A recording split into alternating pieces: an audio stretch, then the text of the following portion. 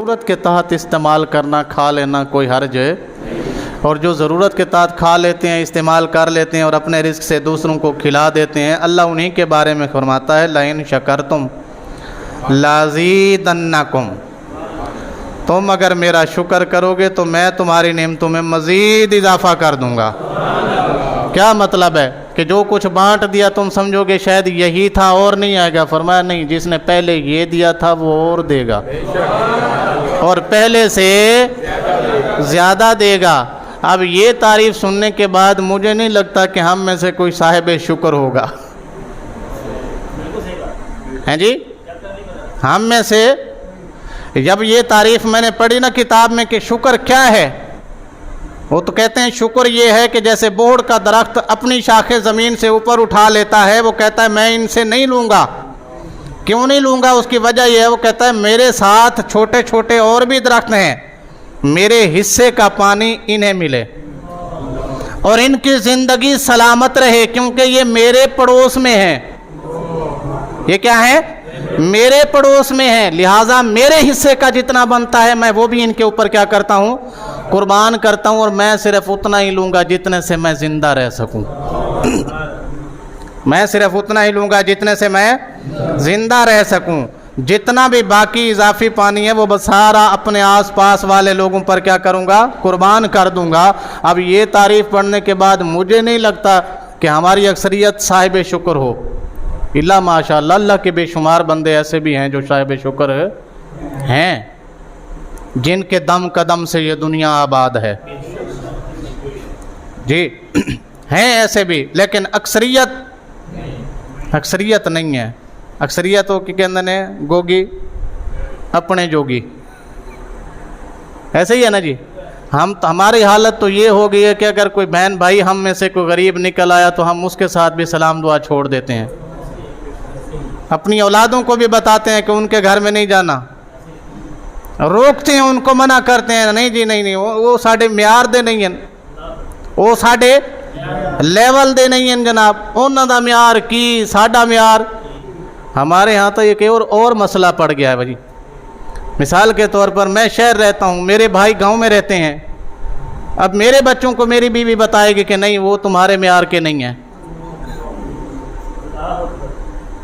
क्यों भाई, क्यों नहीं है?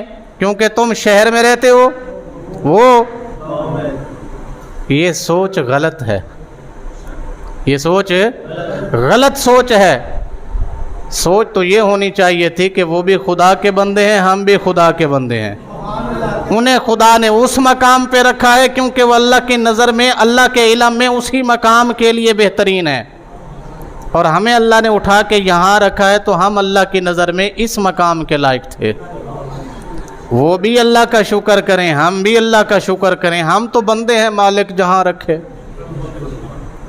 लेकिन ये तालीम है नहीं हमारी। बच्चों की ऐसी तरबियत करते हैं हम कि जनाब वो मामा नाना चाचा ताया सब सारा कुछ भुला भुलू के बैठ गए हम। हमारी तो ये तहजीब हो गई है। हालांकि हमें तो हुक्म ये था, मैं हदीस सुनाऊं? आप सुभान अल्लाह कहें, मैं सुना देता हूँ। मुझे पता है गर्मी है और मुझे भी लग रही है। हदीस पाक ये है कि रसूल करीम सल्लल्लाहु अलैहि वसल्लम ने सहाबा को बताया, एक आदमी का खाना 2 आदमियों को किफ़ायत कर जाता है। एक आदमी का खाना, क्या मतलब है इसका? मैं दुकान ते 2 बंदे काम कर देने, एक बंदा खाना घरों लैके आंदा है, एक नहीं लैके आंदा। जेड़ा लैके आंदा है वो कहता है सिर्फ मैं खावांगा जी, तैनू नहीं खाण देना। हमारे यहाँ ऐसा, मैं अपना लेके आया हूँ लिहाजा मैं अपना खाऊंगा, तू अपना बाजारों मंगा। ये हमारी सोच क्यों बनी है? क्योंकि मैं खुद लेके आया हूँ भाई, तू लेके नहीं आया लिहाजा तू अपना मंगा। जबकि ये इस्लाम का मिजाज नहीं है। इस्लाम की तारीख ये कहती है कि एक बंदे का खाना आ गया है, वो दूसरे को शामिल कर ले, ये भी रच जाएगा वो भी रच जाएगा। इस खाने में अल्लाह इतनी बरकत दे देगा कि ये भी पेट भर लेगा और ये भी पेट भर लेगा। क्या होगा ऐसा? इससे होगा क्या?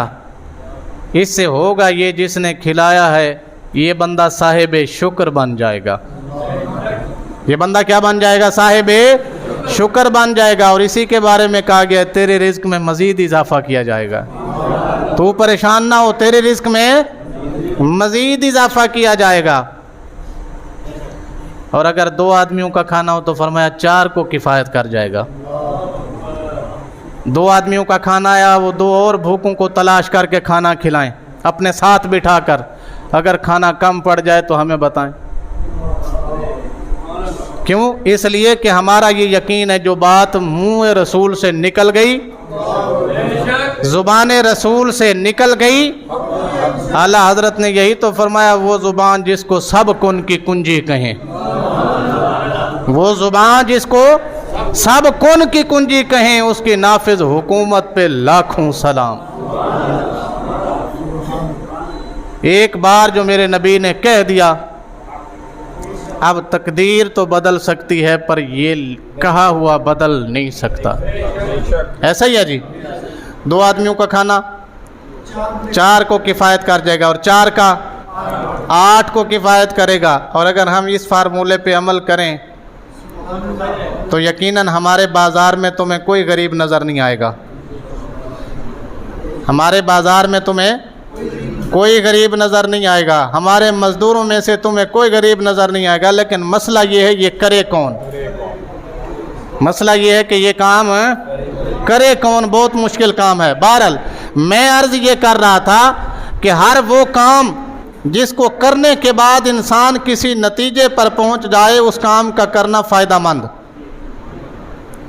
جس کام کو کرنے کے بعد اگر کوئی پروفٹ آ جائے، کوئی نفع آ جائے تو وہ کام ٹھیک ہے، اگلے سال بھی کرنا چاہیے. اور اگر نتیجہ کوئی نہ نکلے، پروفٹ کوئی نہ ہو، ہمیشہ ہر بار لاس میں ہی جائے کام، تو پھر اس عقل مند بندہ وہ ہے جو اس کام کو نہ کرے.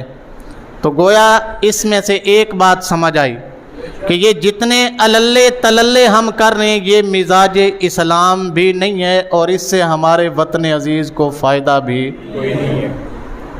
ٹھیک ہے جی کہ میں غلط کہہ رہا ہوں؟ ہاں، میں دوسرے لفظوں میں یہ بالکل نہیں کہہ رہا کہ آپ 14 اگست نہ منائیں. آپ 14 اگست منائیں، اس انداز میں منائیں کہ صبح جب آپ اٹھیں تو فجر کی نماز مسجد میں باجماعت ادا کریں، خود بھی اور اپنے بچوں کو بھی لے کے آئیں. نماز کے بعد قرآن پاک اٹھائیں. قرآن پاک پڑھنے کے بعد جب سورج نکل آئے تو آپ چاشت اشراق دہا کے نفل پڑھ کے گھر جائیں، اور ہو سکے تو 2 رکعت نماز نفل شکر کے بھی ادا کریں. یا اللہ تو نے ہمیں یہ وطن رہنے کے لیے دیا، بڑے سکون سے رہ رہے. ٹھیک ہے؟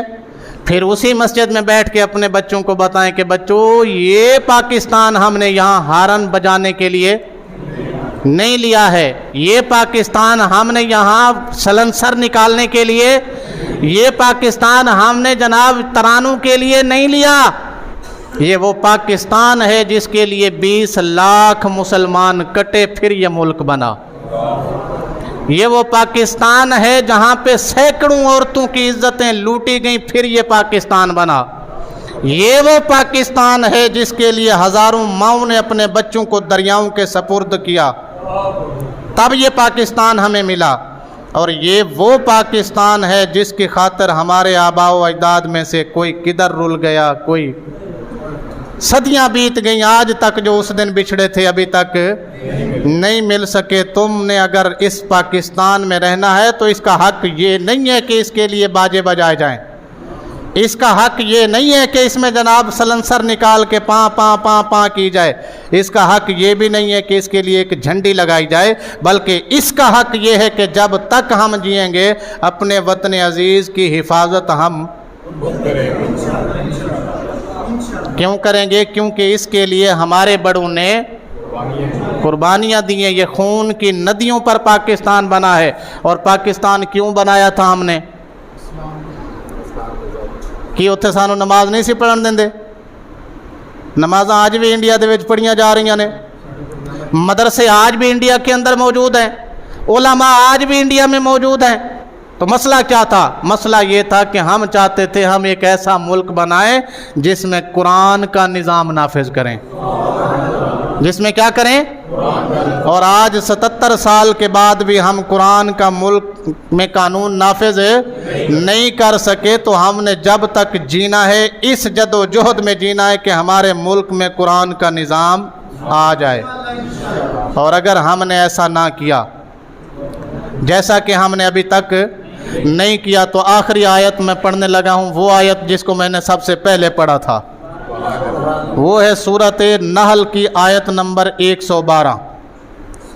سورہ نحل آیت نمبر 112 نمبر 14۔ اللہ فرماتا ہے ضرب اللہ مثلا، اللہ تانوں ایک بستی دی مثال دسدا ہے، اللہ تانوں ایک بستی دا واقعہ دسدا ہے، اللہ تانوں ایک شہر دا قصہ سناندا ہے۔ کی جناب؟ کانت آمنتم مطمئنتن، اسی ایک یہو جہا ملک بنایا جس دے اندر سکون ہی سکون سی، امن ہی امن سی، چین ہی چین تھا۔ پھر کیا ہوا؟ یاتیہا رزقہا رغدم من کل مکان، اور اس بستی میں، اس شہر میں، اس ملک میں رہنے والوں کو ہم نے ہر جگہ سے رزق دیا۔ کہاں سے؟ ہر جگہ سے، جو جہاں بیٹھ گیا ہم نے اسے وہیں سے رزق دے دیا، ہم نے دیا۔ اللہ فرماتا ہے پھر کیا ہوا؟ فَكَفَرَتْ بِأَنْعُمِ اللَّهِ، پھر ہوا یہ کہ پوری بستی اللہ کی نعمتوں کا انکار کرنے لگی۔ پھر پوری بستی اللہ کی نعمتوں کا انکار کرنے لگی، کفر کرنے لگی۔ وہ کہندا جیڑا کچھ کمایا میں اپنے دم تے کمایا ہے جی، میں آج جو بھی ہاں اپنی محنت دے بل، ایسے ہی کہتے ہیں نا جی ہم۔ پھر جناب انہوں نے اللہ کا انکار کیا، اللہ کی نعمتوں کا کیا کیا؟ انکار کیا۔ فَأَذَاقَهَا اللَّهُ، اللہ نے فرمایا اچھا پھر چکھو کیا؟ لباس الجوع، اتنی بھوک دیں گے کہ تمہارے اندر ایسے بندے ہوں گے جو رات کو کھانا کسی بڑے ہوٹل میں جا کے کھائیں گے، لیکن اسی کے محلے میں لوگ بھوکے سوئیں گے۔ ہم تمہیں بھوک میں مبتلا کر دیں گے، ہم تمہیں کس میں مبتلا کر دیں گے؟ بھوک میں مبتلا کر دیا۔ والخوف، اور ڈر ہی ڈر ہوگا، ہر بندہ ڈرے گا، پتہ نہیں ہون میرے نال کی ہونا ہے۔ ہر بندے کو ڈر ہے آج کہ پتہ نہیں ہے بیل کیویں دینا ہے، اگلا پتہ نہیں۔ ہر بندے کو ڈر ہے بچے کیویں پڑھانے نے، ہم میں سے ہر بندے کو ڈر ہے کہ بچوں کی شادیاں کیسے کرنی ہے، ہم میں سے ہر بندے کو ڈر ہے کہ ہم اپنی اولاد کو کیا مستقبل دیں گے۔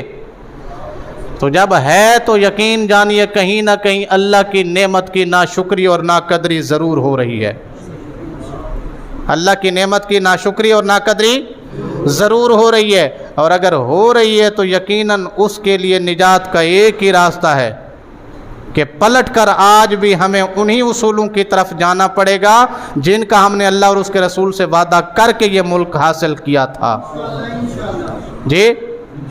تو پھر اللہ کی نعمتوں کا کیا کرنا پڑے گا؟ ہمیں شکر ادا کرنا پڑے گا۔ اور شکر میں آپ کو بتا چکا ہوں، شکر یہ نہیں ہے کہ خود ڈکار مار کے کہہ دو شکر الحمدللہ۔ شکر یہ ہے کہ اللہ نے آپ کو اس قابل بنایا ہے، آپ کسی کو اپنے ساتھ دسترخوان پہ بٹھا کے کھلا سکتے ہو، تو ضرور دعوت دو کہ آؤ بھائی آج شام کا کھانا میرے پاس کھانا ہے آپ نے۔ ایسا بندہ تلاش کرو جس کے گھر میں کھانا نہیں پکتا، اسے کہنا بھائی آج شام کا کھانا میں آپ کے گھر بھیجوں گا، تب تو آئے گا نا مزہ۔ تم اللہ کا شکر ادا کر کے دیکھو۔ اور پاکستان ایسا ملک ہے کہ اللہ کریم جہاں سے چاہے گا رزق عطا فرمائے گا۔ میں ایک اور آیت پڑھنا چاہنا اللہ کریم دے قرآن دی، وہ آیت 26 سپارہ سورہ محمد۔ اللہ کریم ارشاد فرماتا ہے ان تنصر اللہ ینصرکم وَيُثَبِّتْ أَقْدَامَكُمْ، اللہ فرماندا ہے اگر تسی میرے دین دی مدد کرو گے تو میں تہاڈی مدد کراں گا۔ ان تنصر اللہ ینصرکم وَيُثَبِّتْ أَقْدَامَكُمْ، اگر تم میرے دین کی مدد کرو گے تو میں تمہاری مدد کروں گا۔ کیا مطلب ہے؟ تمہاری دنیا میں بھی مدد کروں گا۔ وَيُثَبِّتْ أَقْدَامَكُمْ، پل صراط تو جدوں کٹ کے لوگ تھلے گر رہے ہون گے نا، ادوں تواڈے قدم اتھے بھی ثابت رہن گے۔ صرف ایک چیز کی گارنٹی نہیں، تم نے صرف ایک کام کرنا ہے، کیا؟ میرے دین کی مدد کرنی ہے، اور میں دنیا میں بھی تمہارا ساتھ نہیں چھوڑوں گا، پل صراط پہ بھی نہیں چھوڑوں گا، میزان پہ بھی نہیں چھوڑوں گا تمہارا ساتھ، ہر جگہ تمہارے ثابت قدم تمہیں رکھوں گا۔ अहबाब ज़ी वक़ार, नतीजा मैंने ये निकाला है कि ये जितना कुछ हम आज़ादी के नाम पे खर्च कर रहे हैं, इसका कोई फ़ायदा हमें आज तक मुयस्सर नहीं आया। यकीनन अगर आप फ़ायदा चाहते हैं तो अपनी नई नस्लों को ये बताएं कि ये मुल्क पाकिस्तान किन मुश्किलात के सबब हमें मिला और किस वजह से मिला, क्या करने के लिए हमने ये मुल्क लिया था और हम नहीं कर पा रहे, तो यकीनन हम मुजरिम हैं। और अल्लाह करीम हो सकता है हमें इसी जुर्म की वजह से हमारी मईशत जो है वो क्या हो गई है, ख़त्म हो गई है आलमोस्ट, और हमारे अंदर इंसाफ कत्ल हो चुका है आलमोस्ट, और हमारे अंदर कुरान सिर्फ पढ़ने के लिए रह गया है, हदीस सिर्फ सुनने के लिए रह गई है, अमल के नाम पर कोई चीज़ मुयस्सर हमें नहीं है। तो यकीनन हमें पलट कर अपने रब के हुजूर जाना है, और वहाँ जाके अल्लाह ने अगर पूछ लिया मैंने तुम्हें मुल्क पाकिस्तान दिया था, तुमने उसके लिए क्या किया, तो जवाब मेरे समेत शायद किसी के पास भी ना हो। अल्लाह करीम हमें अमल की तौफीक अता फरमाए। आमीन। व आखिर दावाना अनिल हम्दुलिल्लाहि रब्बिल